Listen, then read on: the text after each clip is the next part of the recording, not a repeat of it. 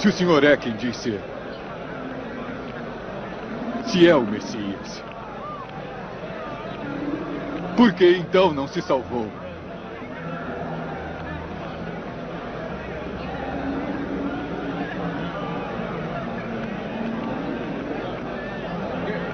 E a nós?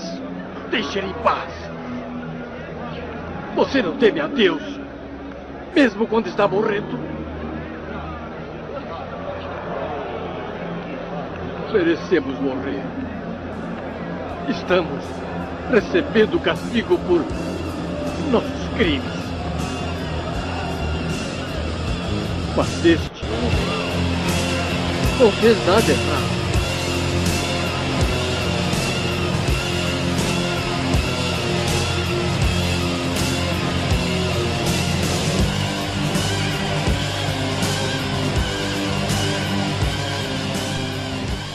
Seja bem-vindo ao canal Analisando a Fé pela Razão. O vídeo que eu faço hoje com o título Jesus e os ladrões na cruz, uma contradição. Abordando o relato sobre a crucificação de Jesus, como todos nós já sabemos e quem acompanha o canal sabe, dentro da Bíblia você vai ter 4 relatos da vida de Jesus de forma paralela, que são, no caso, os evangelhos. Dos 4 evangelhos, 3 são considerados sinóticos, que é o evangelho de Mateus, Marcos e Lucas. Esses 3 evangelhos, eles são conhecidos teologicamente falando como sinóticos, porque eles trazem relatos paralelos acerca da vida de Jesus, né? No caso, narra determinados acontecimentos, e um evangelho é baseado no outro, né? Todos provêm da mesma fonte. Esses três evangelhos, exceto o de João, eles vão, quando Jesus ele é crucificado lá no Gólgota, né, no Monte das Caveiras, ele é crucificado juntamente com 2 ladrões, 2 criminosos. Esses relatos encontram-se no capítulo 27, verso 44 do Evangelho de Mateus, que diz o seguinte: igualmente insultavam os ladrões que haviam sido crucificados com ele. Marcos 15:32 também trará o mesmo relato. O Cristo, o Rei de Israel, desça da cruz para que vejamos e creiamos. Os que foram crucificados com ele também o insultavam, certo? E também aqui no Evangelho de Lucas vai trazer a seguinte narração. Lucas 23, do verso 39 ao 40. O verso 39 diz o seguinte: um dos criminosos que ali estavam, dependurados, lançava-lhe insultos. Você não é o Cristo? Salve-se a si mesmo e a nós. Mas o outro criminoso o repreendeu, dizendo: você não teme a Deus, nem estando sobre a mesma sentença? Então, ou seja, vamos fazer uma análise aqui dessas 3 passagens. O que elas vão ter em comum? Que Jesus estava crucificado juntamente com 2 criminosos. Inclusive, na imagem aqui, por exemplo, que eu até coloquei aqui no esboço, você pode observar que há 3 pessoas crucificadas. Sempre quando observamos uma imagem dessa, já temos em mente que o crucificado do meio da imagem é o próprio Jesus. Essa é a primeira coisa que qualquer cristão, qualquer pessoa que já tem um conhecimento de cristianismo, algum tipo de contato, ao observar essa imagem aqui já tem aquela ideia: poxa, quem está ali no meio é Jesus com os 2 ladrões. Esses 3 relatos, eles vão ter uma contradição. Não sei se você consegue observar a contradição ou se você já pegou no ar essa contradição. Se você pegar, por exemplo, o Evangelho de Mateus e o de Marcos, os 2 ladrões insultavam Jesus juntamente com os soldados, juntamente com os fariseus e com alguns que passavam ali próximo ao local da crucificação. Insultavam e injuriavam o próprio Jesus, no caso.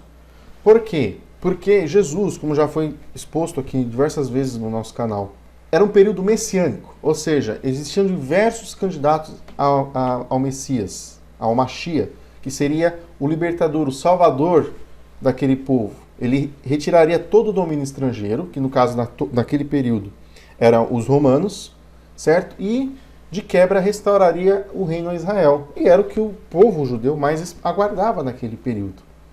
Porém, Jesus ele se declarou, se você ler os evangelhos, Jesus em diversos pontos se declara eu sou o Cristo, ou seja, eu sou o Messias, eu sou o Mashiach, ou seja, eu sou o ungido, eu sou o Salvador. Porém, não é Salvador de alma, não é o Salvador da igreja. É o Salvador, ou seja, é livrar aquele povo do domínio estrangeiro.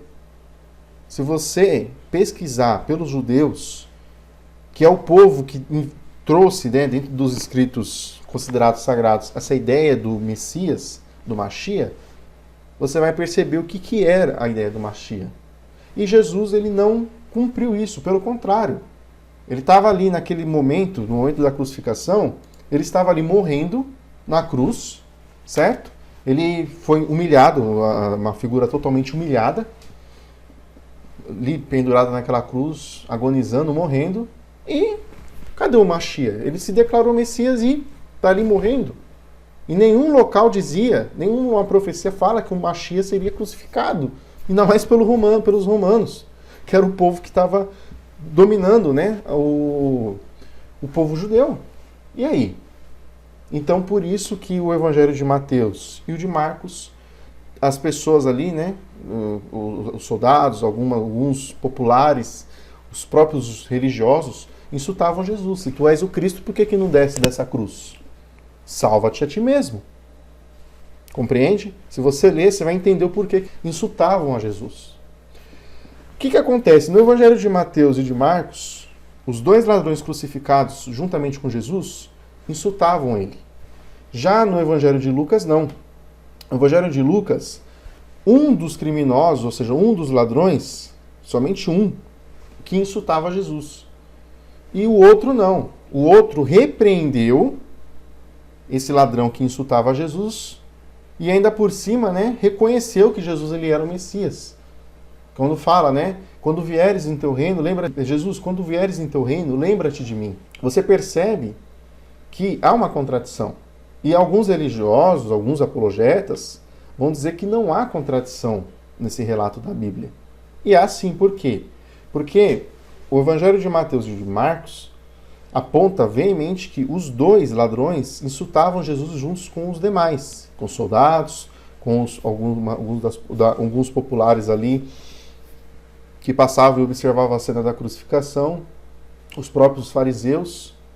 Porém, no Evangelho de Lucas, não fala em nenhum momento que os dois ladrões insultavam e depois um mudou a ideia. Não.